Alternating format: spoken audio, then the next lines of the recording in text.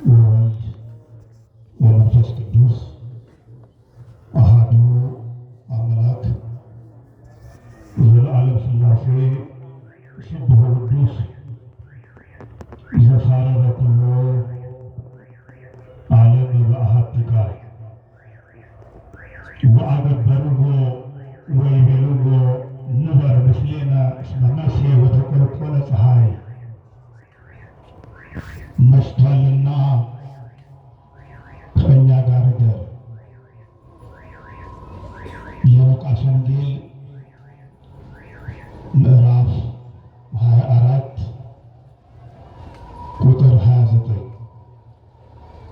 ክቡር ሊቀ ልሳናት በቃሳ የኮየና የገላን ክፍላተ ከተማ ዋና ስራ አስኪያጅ፣ የዚሁ ቤተ መቅደስ ዋና አስተዳዳሪ ክቡር መላከ ገነት ካሳሁን ጌታሁን፣ ክቡር መጋቤ ወንጌል ሄኖክ ታየ በሸገር አዲስ ሀገረ ስብከት የሰንበት ትምህርት ቤት ማደራጃ መምሪያ ኃላፊ፣ ክቡራን ሊቃውንት፣ ካህናት፣ ዲያቆናት፣ መዘምራን፣ የመድኃኔዓለም ቸርነት፣ የድንግል ማርያም አማላጅነት፣ የቅዱስ ገብርኤል ተራዳኢነት ያልተለያችሁ በፊት በኋላ በቀኝ በግራ ያላችሁ እግዚአብሔር ለብርሃነ ትንሣኤ ያደረሳችሁ ኦርቶዶክሳውያን መንፈሳውያን ሁላችሁ እንደምን አደራችሁ? ድምፃችሁ የትንሣኤ አይመስልም። እንደምን አደራችሁ? በወንጌል እኮነ ሕይወትን እንኳን ለወንጌል ቀን በሰላምና በጤና አደረሰን አደረሳችሁ።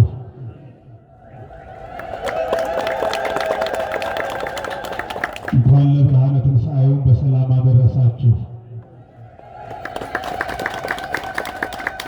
ክርስቶስ ተንሥአ እሙታን አሰሮ ለሰይጣን ሰላም ሆነ። ለነቢያት ትንቢትን፣ ለሐዋርያት ስብከትን፣ ለሊቃውንቱ ትርጓሜን የገለጠ ለእኛም የሚሰማ ጆሮ የሚያስተውል አእምሮ አድሎ እንዲያስተምረን ቅዱስ ፈቃዱ ይሁንልን። የዛሬዋ ሰንበት የዘመነ ትንሣኤ ሦስተኛዋ ሰንበት ላይ ደርሰናል። ትንሣኤን ካከበርን ዛሬ ስንተኛ ቀን ነው? ዘመኛ ስንተኛ? ሦስተኛ ቀን። እንግዲህ በዛሬው ዕለት የተሰበከውን ምስባክ፣ የተዘመረውን መዝሙር፣ የተነበበውን ቅዱስ ወንጌል እነዚህ ሦስቱን አጣምረን ጊዜያችንን ሰዓታችንን አይተን እንማማራለን።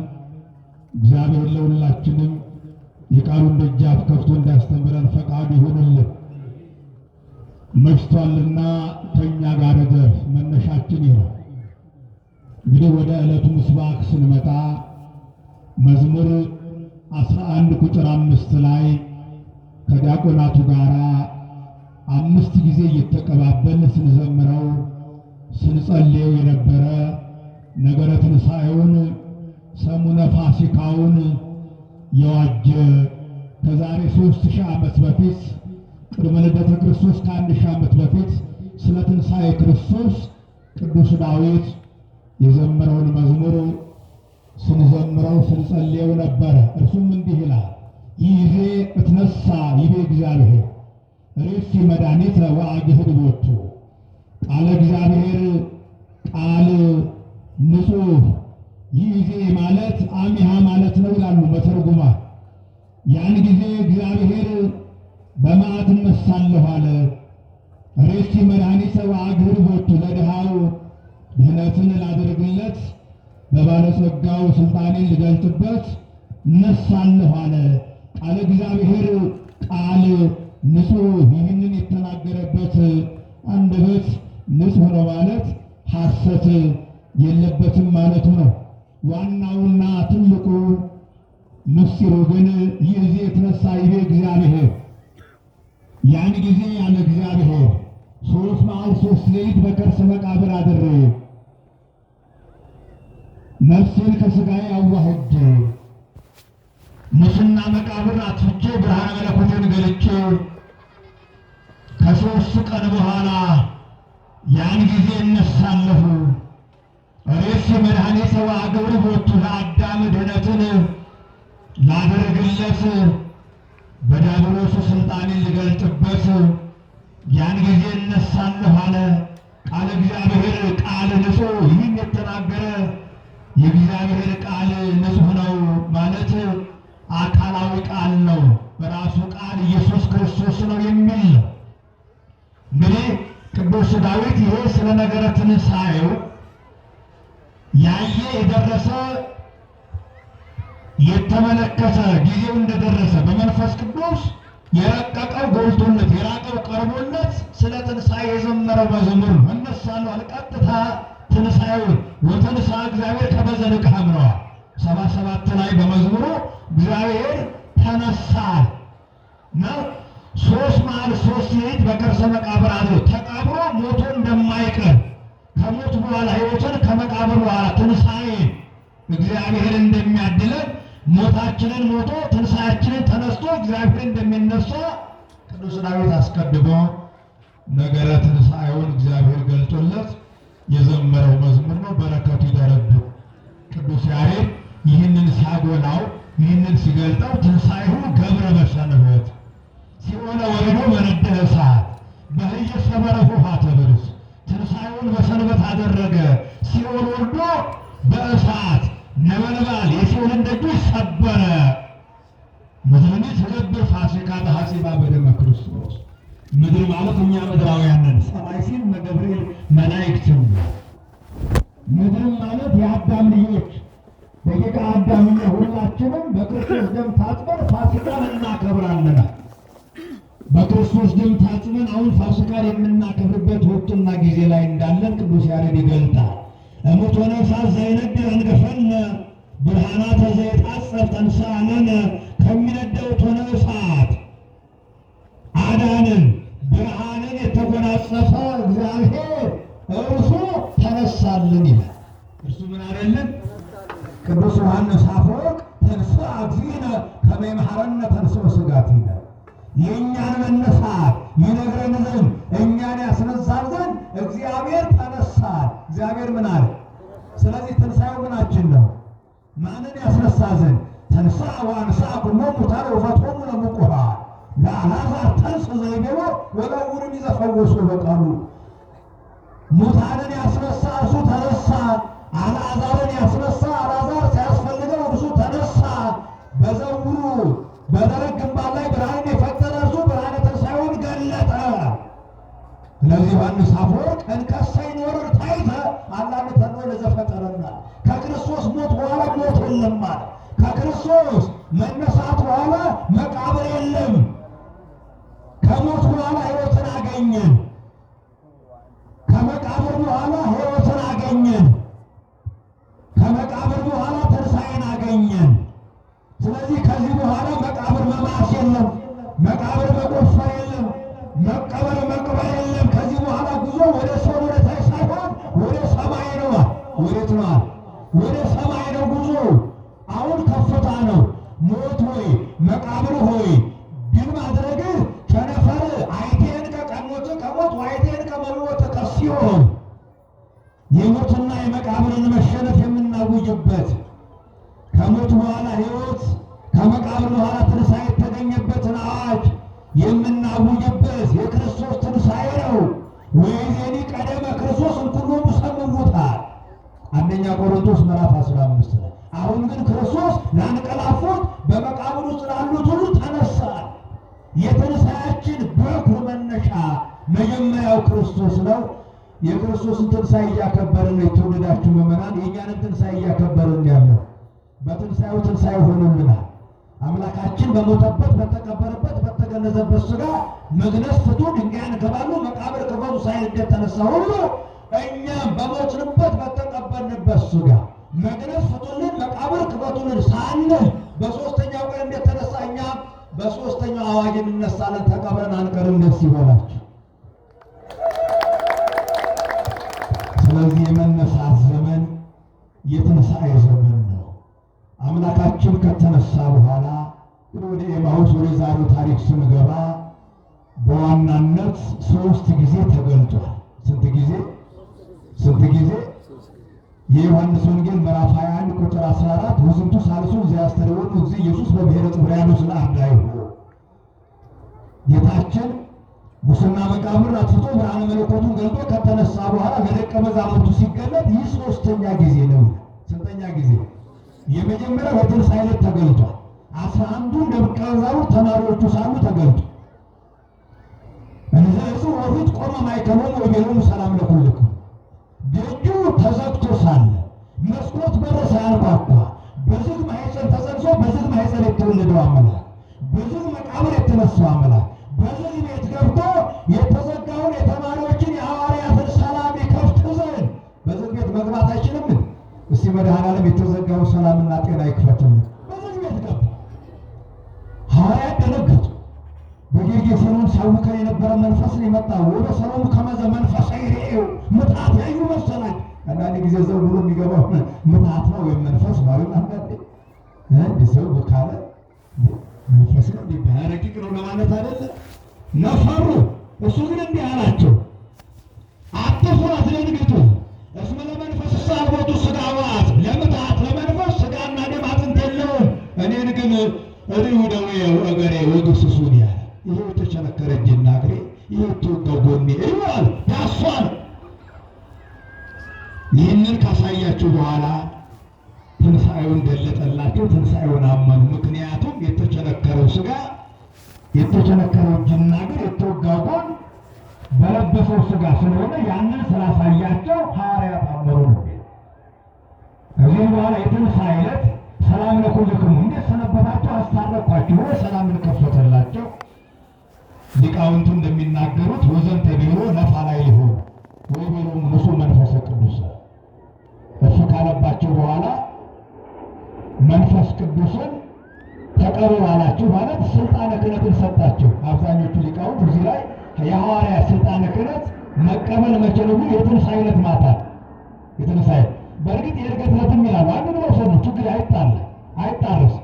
አንሳ አደሩ ወባረኮሙ ወንዘ ባረኮሙ ተርሐቆሙ፣ ሲያርቅ እጁን አንስቶ በአንብሮተ ባርኳቸው። የርቀት አይደለ የርገት ወደ ሰማይ ከፍ ከፍ እያላረጓል።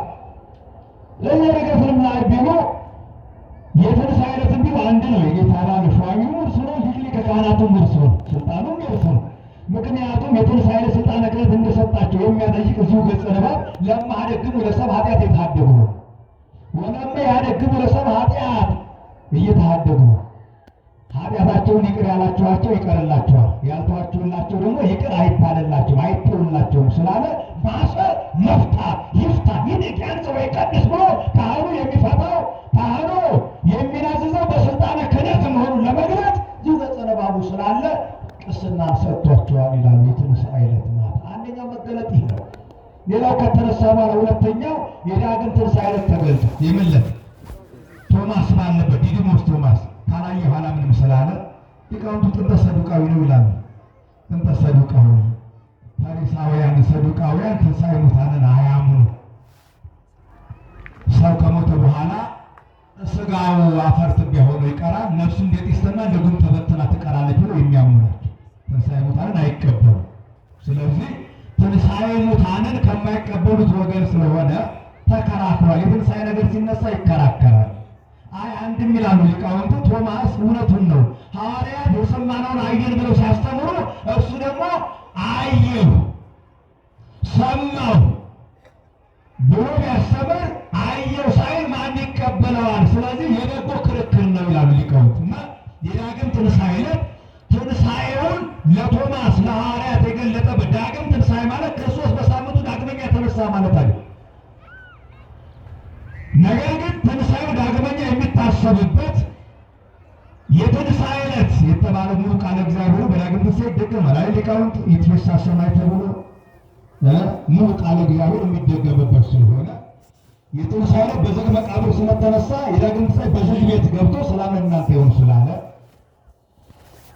ዳግም ትንሣኤ የተባለው ዳግመኛ የተገለጠበት ስለሆነ። ሌላው ሦስተኛው መገለጥ በጥብርያዶስ ሐዋርያት ጌታችን ሲራቡ ያበላቸዋል፣ ሲጠሙ ያጠጣቸዋል፣ ሲታመሙ ይፈውሳቸዋል። ከዋለበት ይውላሉ፣ ካደረበት ያድራሉ።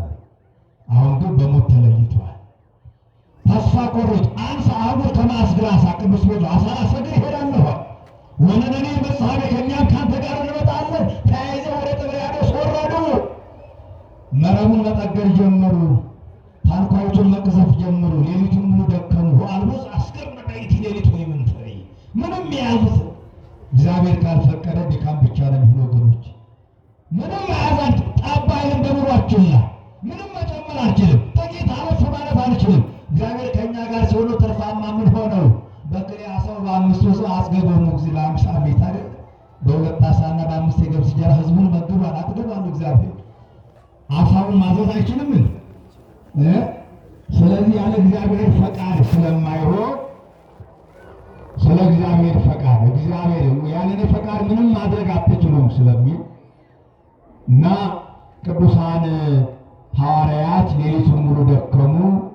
ምንም አሳ ሳይዙ አደሩ። ኢየሱስ ክርስቶስ ተገለጠላቸው። የሚበላላችሁ ሲላቸው ምንም የለንም አሉ። መመሪያ ሰጣቸው። ወአልቦ ዘአስገነ በይእቲ ሌሊት ወይምንትኒ ምንም አልያዝንም ብለው ሪፖርት አቀረቡ። አሁኑ መሳግሪክሙ ሀበ ይምንሃበ መረባቸውን በቀኝ በኩል ጣሉት አላቸው። ወተረከቡ ብዙ ዓሣት ብዙ ዓሣት ይዛላችሁ አላቸው። ወደ አሁኑ 153 ዓሣ ያዙ ይላል። የበረከት አምላክ በረከትን የሰጠበት ጥብርያዶስ ቤተክርስቲያን ናት። የበረከት ጥብርያዶስ በረከት ያጡ በረከት የሚያገኙባት ብዙ ነፍሳት ዓሣዎች የሚገኙበት ታንኳይቱ ቅዱስ ቤተክርስቲያን እና ሦስቱ የሥላሴ 150 ዓሣ ደግሞ ወነአምር በመንፈስ ቅዱስ ብለው ስለ እግዚአብሔር መንፈስ ቅዱስ የመሰከሩ የ150 ሊቃውንት ምሳሌ ነው ብለው ሊቃውንቱ ያመሰጥራሉ። እና በረከትን ያገኙበት 153 ዓሣ የያዙበት ቅዱሳን ሐዋርያት በጥብርያዶስ ለሁሉም ኢየሱስ ክርስቶስ የተገለጠበት ሶስተኛው መገለጥ የትንሣኤ ዳግም ትንሣኤ የጥብርያዶስ። ነገር ግን ለአንዱም ለሁለቱም ለሶስቱም ሳይገለጥበት የዋለበትን ያደረበት ቀን የለም። እስከሚያደርግበት ጊዜ ድረስ ሥርዓተ ቤተ ክርስቲያንን እያስተማረ የቤተ ክርስቲያን መሪዎች ኃላፊዎች ስለሆኑ ለምሳሌ የትንሣኤ ዕለት ጠዋት ዛሬ ቅዱስ ያሬድ በመዝሙሩ ላይ ያነሳት ማርያም መግደላዊት ትንሣኤውን አይታለች። እየሰማችሁ ነው። እንደተነሳ ማንም ሳይቀርባት ትንሣኤን የተመለከተች ዓርብ እስከ ቀራንዮ እሑድ እስከ ጎልጎታ ፈጣሪዋን የተከተለች ማርያም መግደላዊት ወለእሑድ ሰንበት የሰት ማርያም መግደላዊት እንደ አዲሁ ጽልመት ወረከበት እምነቱ ጠማፈ መቃብር ገና ጨለማ ሳለ በማለዳ በሴት አቅሟ ጨለማውን ሳትፈራ የጌታችንን መቃብር አይሁድ 70 ወታደር 70 ዘበኛ ይጠብቀው ነበር።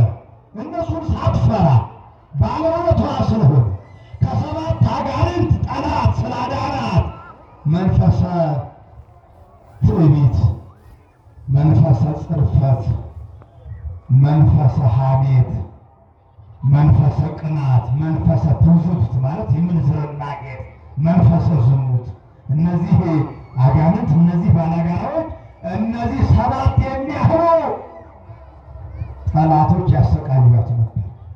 አምላካችን ከዚህ ሁሉ ገላገላት፣ ከዚህ ሁሉ ፈወሳት። ስለሁላችን ምሕረትና ፈውሱን አምላካችን ይላክልን። ይህ ውለታ ነው ወደ መቃብሩ እንድትገሰግስ ያደረጋት። ገና በማለዳ ወደ መቃብሩ እናቶችን እየመራች ቅዱሳት አንስትን እየመራች ማርያም መግደላዊት ሞተ ተቀበረ ብላ ውለታውን ሳትረሳ መቃብሩን ከፍቶ የፈጣሪያቸውን ሥጋ ለመቀባት በእስራኤላውያን ልማድ ወደ መቃብሩ ገስግሰዋል። እናቶችን የመራች የእናቶች እናት ደግሞ ማርያም መግደላዊት ናት። በረከቷ አይደረድር እና ወደ መቃብሩ ከሄደች በኋላ ማርቆስ 16:9 ላይ ወአስተርአያ ለማርያም መግደላዊት ቅድመ እንተ እምኔሃ ውፅአ 7 አጋንንት ላወጣላት ለማርያም መግደላዊት አስቀድሞ ተገለጠላት። ሞት በሴት በኩል ተበስሮ ነበር። ትንሣኤ መነሳት ደግሞ በሴት በኩል እንዲሰበክ አደረገ እግዚአብሔር። ካሳ ወንዶቹ አይ እናንተ ሴቶች በእናንተ በኩል ሞትና መከራን የመጣው እንዳይሉ በሴት በኩል ሰባኪዎችን የሐዋርያት ሐዋርያዊት ማርያም መግደላዊት ሁሪ አብስሪዮም ሂጂና ንገሪያቸው፣ አብስሪያቸው ተነስቷል ብለሽ ንገሪያቸው ብሎ አምላካችን ትንሣኤውን ገለጠላት። ለማን?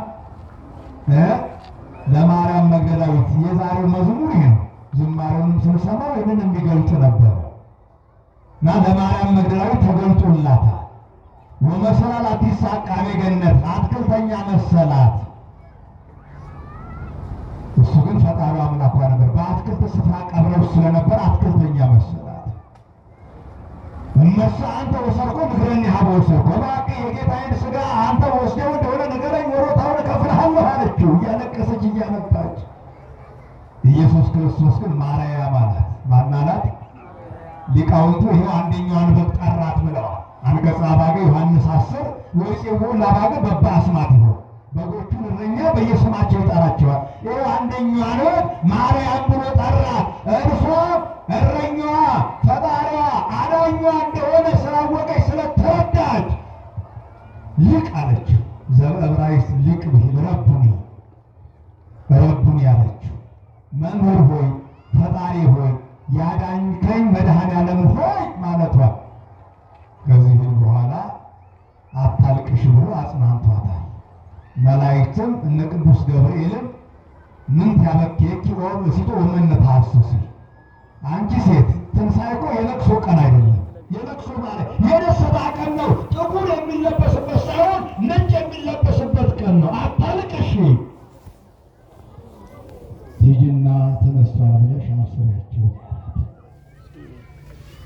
እና ጠዋት ማለዳ ለማርያም መግደላዊት መገለጡን የዛሬው መዝሙር ቅዱስ ያሬድ ቅድስት ቤተክርስቲያን ማርያም መግደላዊት ታስባታለች።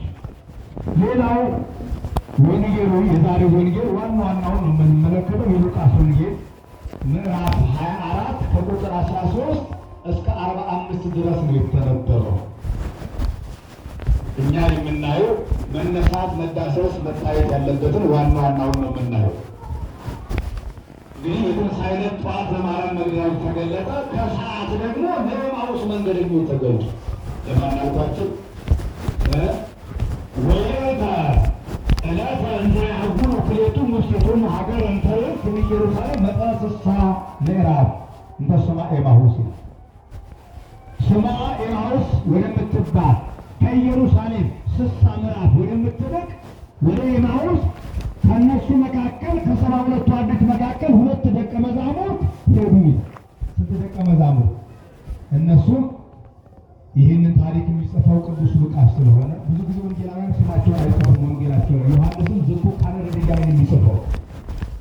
ሉቃስም እኔ ሉቃስ አላለም። ተመልከቱ ትትናቸውን። ወውቱ ቃለ ዮጳ ነው የሚለው። ቃለ ዮጳ የተባለው እርሱም ሉቃስ ነው ይላል መተርጉማን። ቃለ ዮጳ የተባለው ሉቃስና ኒቆዲሞስ ማን አልኳቸው? ለቀብር የተገኘ በዕለተ ዓርብ የቀን ተማሪዎች ሳይገኙ የማታው ተማሪ ኒቆዲሞስ በዚህ በበዓለ ሃምሳ ሃሌሉያ ዮሴፍ ወኒቆዲሞስ በነዝሩ ለኢየሱስ በሰንዱናት ዓርብ 11ኛው ሰዓት ከጲላጦስ ሥጋውን ለምነው ከመስቀል አውርደው በሰንዱናት ገንዘው ወደ መቃብር ቅዱስ ቅዱስ ቅዱስ እግዚአብሔር ኃያል እያሉ እያመሰገኑ ሥጋውን ከቀበሩት መካከል ኒቆዲሞስ በበዓለ ሃምሳ ይታወሳል፣ ይነሳል። ታላቁ ሊቅ ኒቆዲሞስ ዮሐንስ በወንጌሉ ላይ 3 ጊዜ በዋናነት ያነሳዋል። በዚህ በበዓለ ሃምሳ ቅድስት ቤተክርስቲያን ኒቆዲሞስን ታስባለች። የኤማሁስ መንገደኛ ዛሬም ከኤማሁስ መንገደኞች አንዱ ኒቆዲሞስ ወንጌሉን የጻፈው ከወንጌላውያን አንዱ የሆነው ከ12ቱ አርድእት ሉቃስ። እነዚህ 2 ደቀ መዛሙርት ናቸው። መንገደኞቹ እነዚህ ናቸው። ከኢየሩሳሌም ኤማሁስ 60 ምዕራፍ ነው የምትርቀው። ስንት ምዕራፍ? አሁን ይህ መታየት አለበት። ምዕራፍ ማለት ምን ማለት? የጾመ ድጓ ምዕራፍ ወደዛ እንደሚለው አይደለም። ኪሎ ሜትር ማለት ኪዳነ ወልድ ክፍሌ 60 ምዕራፍ የሚለውን ሲተረጉም ምን አሉ? በድሮ ጊዜ እንግዲህ እንደ ዘመናችን ኪሎ ሜትር የሚባል በሜትር በምን እየታየ ነበር። መጠነ ንጻሬ አይን ወንድና ሴት በሚለይበት ትልቅ ሸክም ተሸክሞ ሰው ደክሞት በሚያልፍበት 1 ኪሎ ሜትር ይባል ነበር ድሮ። አሁን ግን ኪሎ ሜትር ተብሎ ዘመኑ ጊዜው ረድቶናል እና 5ቱ ምዕራፍ 1 ኪሎ ሜትር ብለው ስንቱ ምዕራፍ? ስንቱ? እንደ እየሰማችሁ ነው። 5ቱ ምዕራፍ 1 ኪሎ ሜትር ከሆነ 60ው ምዕራፍ ስንት ኪሎ ሜትር ነው? ቶሎ በሉ አይሳብ ችግር አለ። 12 ኪሎ ሜትር ማለት ከኢየሩሳሌም 12 ኪሎ ሜትር ወደምትርቋ ወደ ኤማሁስ የትንሣኤ ዕለት ከሰዓት እነዚህ ሁለት መንገደኞች ጉዞ ጀመሩ ይላል። የምን ዕለት አልኳቸው? የትንሣኤው መንገደኞች ናቸው። በትንሣኤ ዕለት ስለምን እየተነጋገሩ ይሆን የሚሄዱት? የትንሣኤ ዕለት ስለምንድን ነው መነጋገር ያለብን? አሁን እንደ አንድ ቀን አድርገን 50ውን ቀን ሙሉ እያከበርን ያለ ነው አይደለ? ስለምንድን ነው ማውራት ያለው? ስለምንድን ነው የምናውጀው? በመንገዳችን፣ በኑሯችን፣ በመስሪያ ቤታችን ምንድን ነው ንግግሩ? አሁን ቀራንዮ ይሁን ነገረ መስቀል ይሁን ቅንዋተ ደብሩ አሰረ ግዘቱ ጸውረ መስቀሉ ሰጥሐ ሞቱ ሞቶን ለእግዚአብሔር ለእኛ የከፈለውን ዋጋ ይሆን እያሰብን ምን ሄደው ለእኛ የገለጠልን ፍቅር ይሆን እያሰብን የምንጓዘው? ራሳችንን ፈትሽ ወገኖች። እነዚህ ሁለት የኤማሁስ መንገደኞች ከኢየሩሳሌም ተነስተው ጉዞ ጀመሩ። ነገር ግን ሁለቱ ወንድማማቾች ሲነጋገሩ የነበሩት ሰሞነኛ ንግግር ስለ ቀራንዮ ነው፣ ስለ ነገረ መስቀሉ ነው፣ ስለ 13ቱ ሕማማተ መስቀል ነው።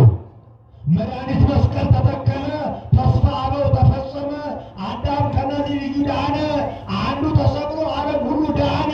የሰው ልጅ በመንጸፈ ደይን ወርቆ በእግረ አጋንንት ተጠቅጥቆ አዝኖ ተክዞ ይኖር የነበረው አሁን ግን ወደ ቀደመ ክብሩ፣ ወደ ቀደመ ቦታው፣ ወደ ቀደመ ማዕረጉ ተመለሰ እያሉ ጠላቶቹ ሳለን በልጁ ሞት ይቅር አለን እያሉ በደሙ ፈሳሽነት በሥጋው መሥዋዕትነት ተወዳጀን ለመንግሥቱ መረጠን እያሉ ከሐሙስ ማታ 3 ሰዓት ከጸሎት ከሐሙስ ከምሽቱ 3 ሰዓት ነው የተያዘው አምላካችን እስከ 9 ሰዓት ዓርብ 18 ሰዓት ይሆናል።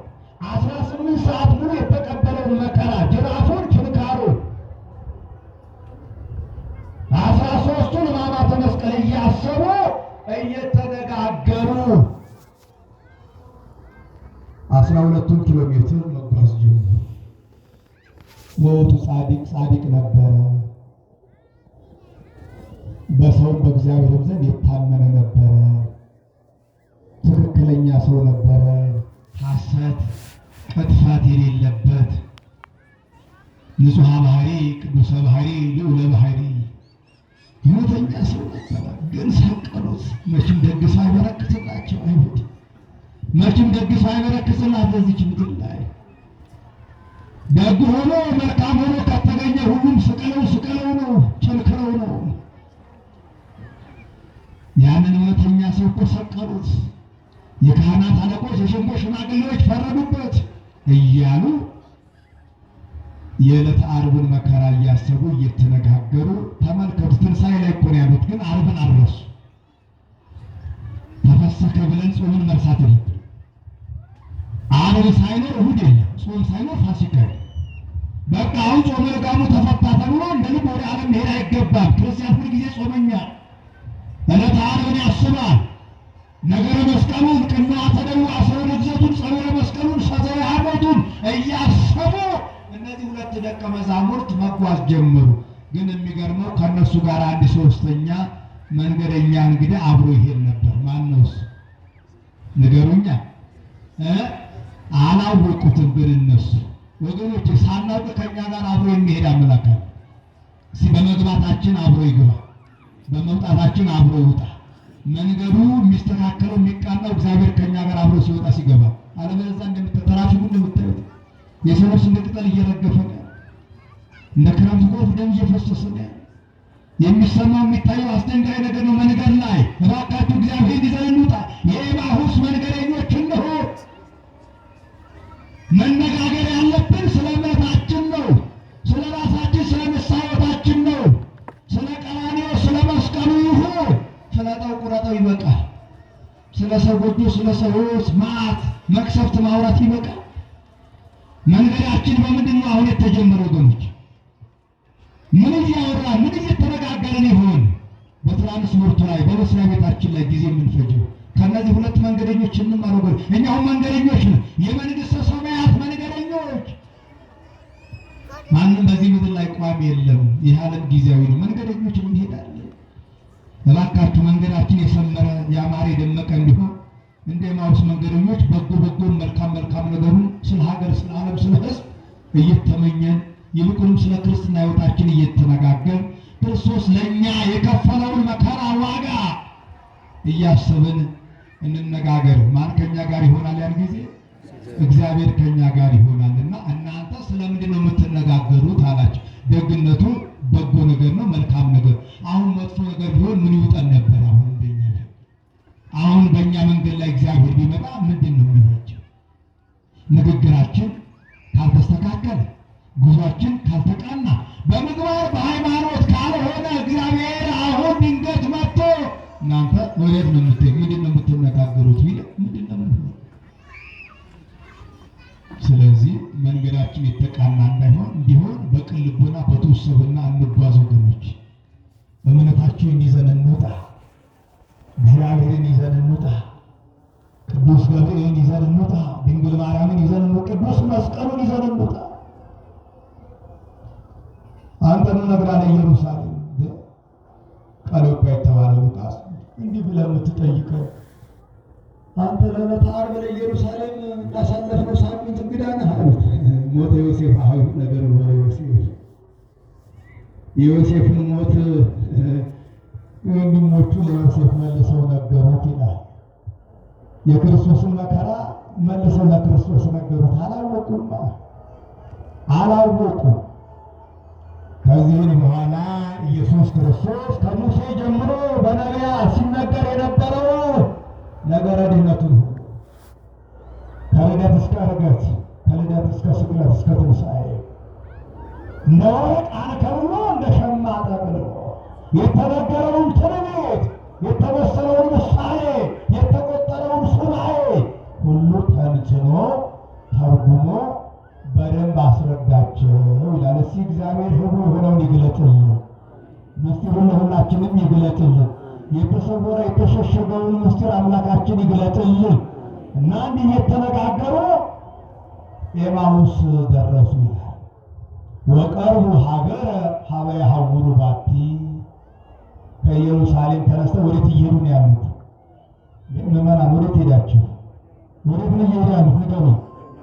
አቤት ወደ ኤማሁስ ደረሱ።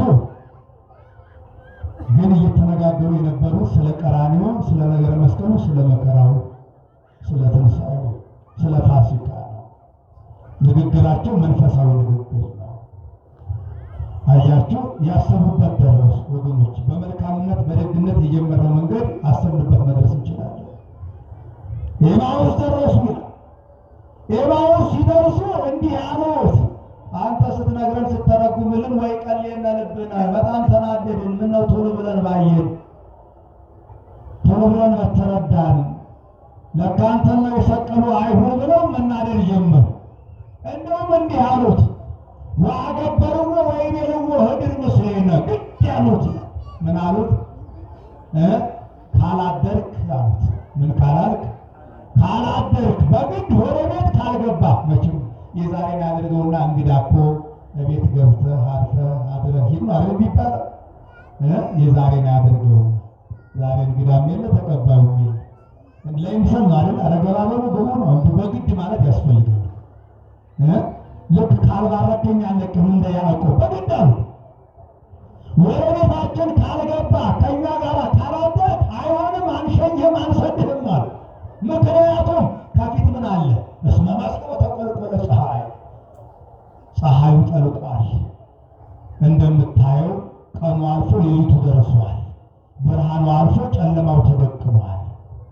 ይህ ጨለማ ይህ ሌሊት ደግሞ የሚታለፈው ከአንተ ጋር ሆኖ የዓለም ብርሃን አንተን ይዞን ነው።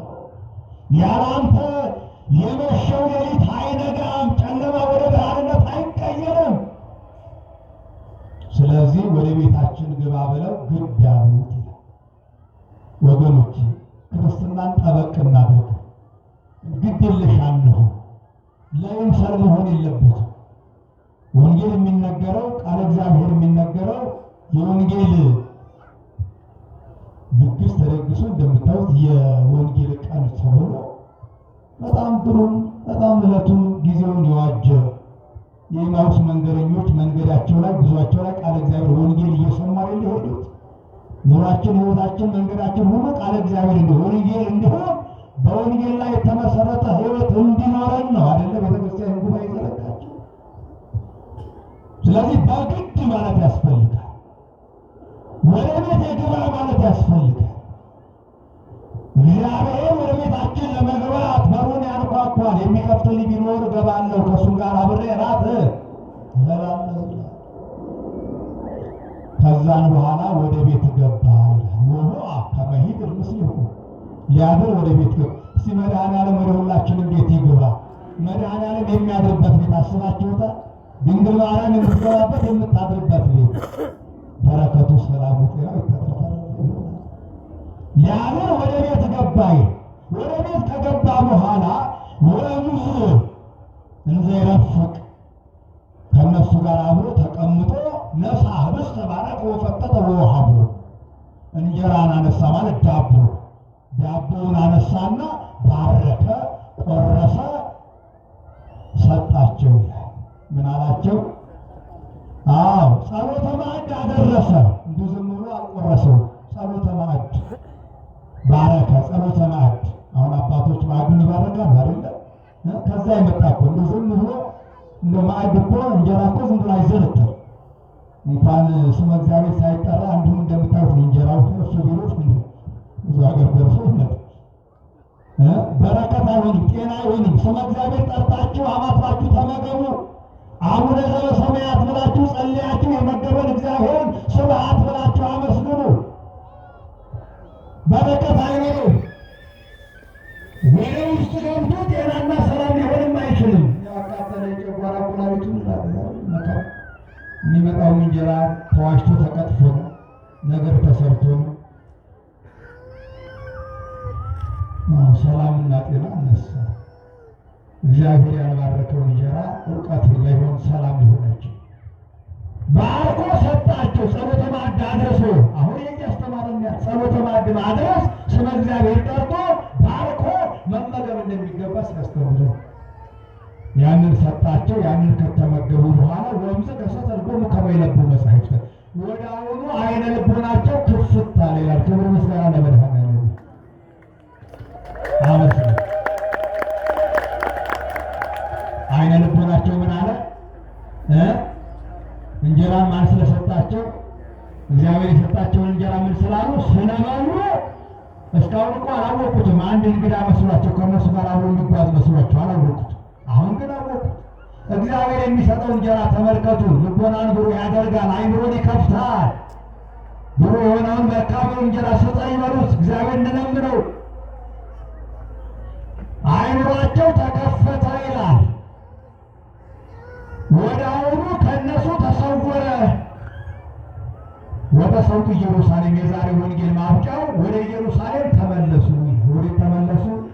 እስቲ ወደ ልቦናችን ወደ አይምሯችን አምላካችን ይመልሰን። ወደ ኢየሩሳሌም ሲመለሱ 11 ደቀ መዛሙርት አገኟቸው። ስለ ትንሣኤው ሲነጋገሩ አገኟቸው። በኤማሁስ የነበረውን ታሪክ ግብረ ሐዋርያት አቀረቡላቸው። ኧረ ለእኛም ተገለጠ፣ አይነ ልቦናችንን ከፈተ፣ እንጀራ ሰጠን፣ ተመገብን፣ እውቀትን አገኘን፣ ለእኛ ተገለጠ ብለው ለ11 ደቀ መዛሙርት 2 ደቀ መዛሙርት አበሰሯቸው። የዛሬው ታሪክ ይህ መሽቷልና ከእኛ ጋር ምን በል ምን በል አልመሸብንም? ምናልባት ፀሐዩን ስናይ ሌሊቱ አልፎ ቀኑ ሲመጣ ያልመሸ ይመስላል። ኧረ መሽቶብናል ወገኖች። ኧረ ሌሊት ውስጥ ነው ያለነው። ጤናን በማጣት ጤናው መሽቶብናል። ሰላምን በማጣት ሰላሙ መሽቶብናል። ዓለም ምሽት ውስጥ ነው ያለው፣ ጨለማ ውስጥ ነው ያለው። ይህ ወንጌል ያስፈለገው ይህ ጉባኤ ያስፈለገው ከጨለማ ለማምጣት ነው። ከጨለማ ወደ ብርሃን፣ ከሞት ወደ ሕይወት፣ ከሐሳር ወደ ክብር፣ ከመቃብር ወደ ትንሣኤ ለማምጣት፣ ከኃጢአት ወደ ጽድቅ ለማምጣት መሽቷልና ከእኛ ጋር ደረን በለው ወገኖች። ይህን የመሸውን ይህን የቀን ሌሊት የሆነውን ሕይወት እግዚአብሔር ይቀይርልን። ሰላማችንን የቀደመው ሰላማችን ጤናችን እግዚአብሔር ይመልስልን። ነገረ ትንሣኤውን ነገረ ስቅለቱን ነገረ ሕማማቱን መከራውን እያሰብን ለእኛ የከፈለውን ዋጋ እያሰብን በጉዟችን በመንገዳችን ላይ ስንጓዝ ማዕዳችን ይባረካል፣ ቤታችን ይባረካል። መድኃኔዓለም ወደ ቤታችን ይገባል። በጉዟችን በመንገዳችን ላይ ሁሉ እግዚአብሔር ከኛ ጋር አብሮ ይጓዛል። ያስተማረን የመከረን አምላካችን የተመሰገነ ይሁን። ይቆያል።